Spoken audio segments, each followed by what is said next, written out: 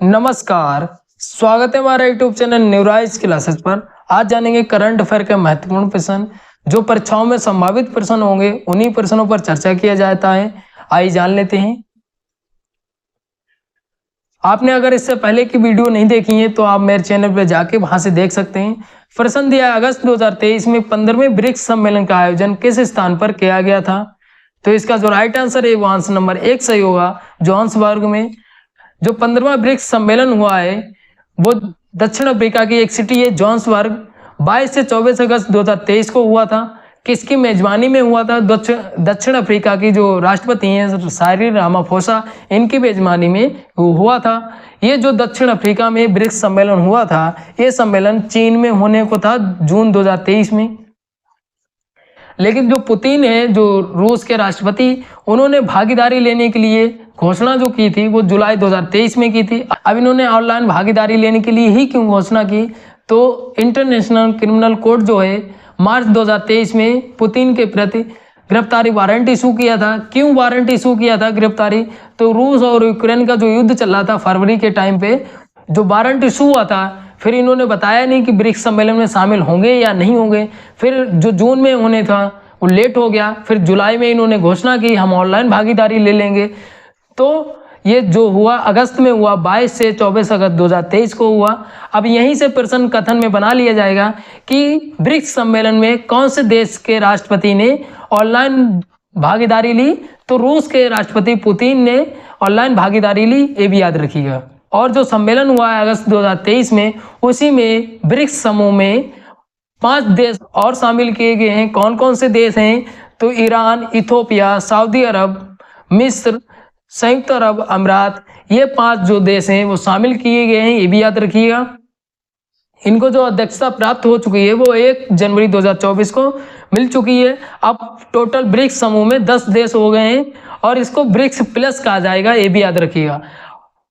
जो 5 देश शामिल हुए हैं, शामिल होने को तो 6 देश शामिल होने को थे।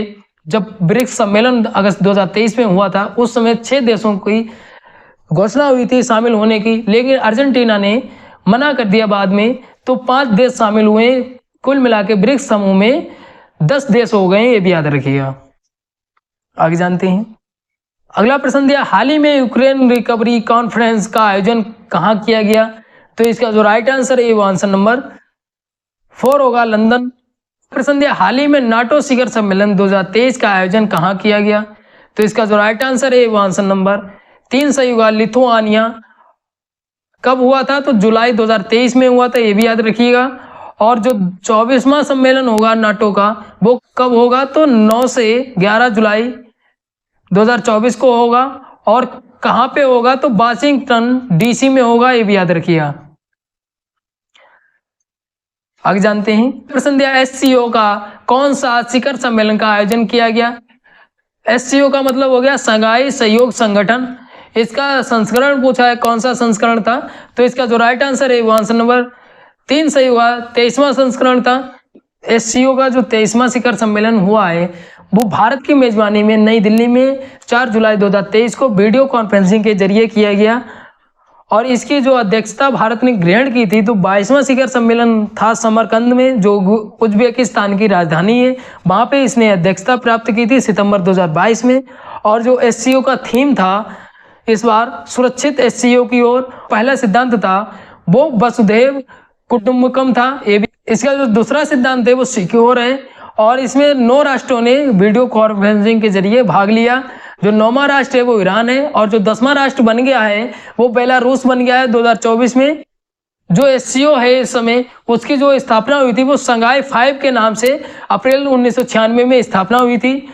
2001 में उज्बेकिस्तान शामिल हुआ तो इसका नाम बदलकर शंघाई सहयोग संगठन कर दिया गया। फिर इसकी जो औपचारिक रूप से स्थापना मानी जाती है वो 2001 से ही मानी जाती है, 15 जून 2001 से। और 9 जून 2017 में शंघाई सहयोग संगठन का सदस्य अपना भारत बना था, इसलिए और इम्पोर्टेंट बन जाता है। भारत सदस्य पूछ लेगा कौन। और जो अगला सम्मेलन होगा शंघाई सहयोग संगठन का वो अस्ताना में होगा 2024 में, ये भी याद रखिएगा। अगला प्रश्न दिया, नाटो शिखर सम्मेलन 2023 में किस देश ने पहली बार भाग लिया? तो इसका जो राइट आंसर हो जाता है वो आंसर नंबर 2 होगा, फिनलैंड।